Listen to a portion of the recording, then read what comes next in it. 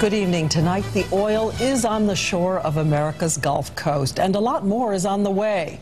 Someone in New Orleans said today at times the smell is so strong it's like breathing the fumes of a car. And here is where that oil from the exploding rig is tonight as it starts to coat the beaches of Louisiana. And remember, 1/5 of the nation's seafood comes from these waters: shrimp, oysters.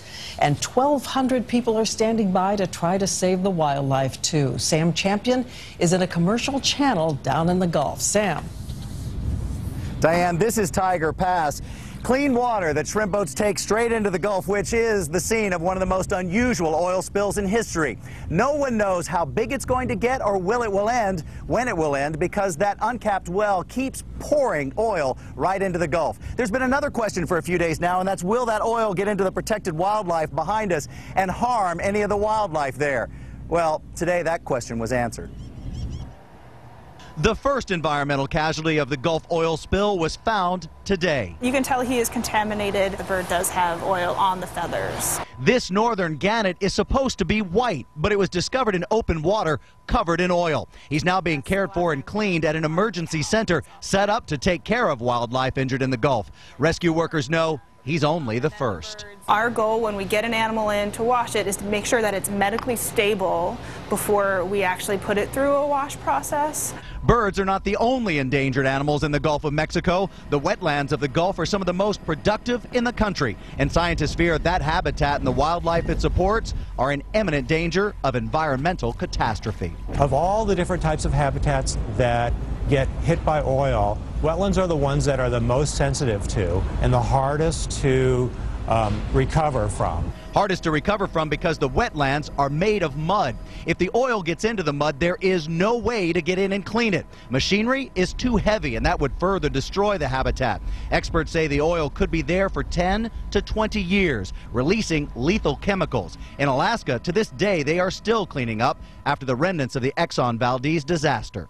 Of all the wetlands we have in the United States, this is the area that is the most important in terms of commercial species that depend on this wetland. 20% of the seafood caught in the United States comes from these Gulf wetlands, a nursery ground for a wide variety of fish, shrimp, and crab. Shrimping was okay. We did all right, but it's still too early.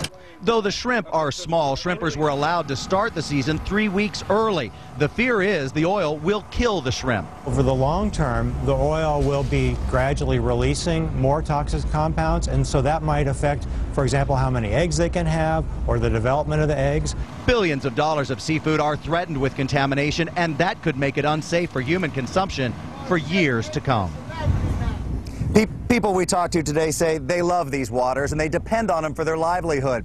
They also tell us they're not quite sure they believe the government will protect them. Diane? Well, Sam, as you know, another big problem, the weather. 5-foot waves are driving the oil over any barricades.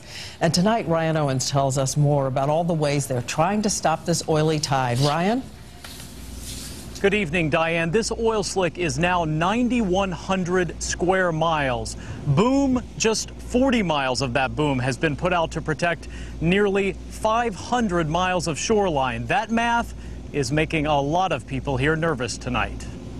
At the mouth of the Mississippi River, where it meets the Gulf of Mexico, waves crash over the booms designed to hold back the oil. A worrying sign those barriers may not be enough to stop it. I'm certainly worried that the booms as currently deployed are not effective.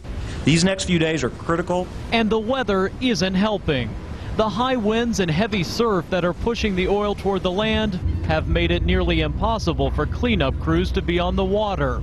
So miles of boom sit folded, miles of the coast sit unprotected. This barrier now represents the coast of Louisiana's last line of defense. And tonight, crews in Mississippi, Alabama, even as far as Florida, are preparing to do exactly the same thing. Florida just declared a state of emergency for counties in the Panhandle. Secretary of Homeland Security Janet Napolitano toured the threatened areas and expressed frustration that nothing the oil company BP has tried has slowed the leak. I think I share the disappointment of all in the fact that none of those worked.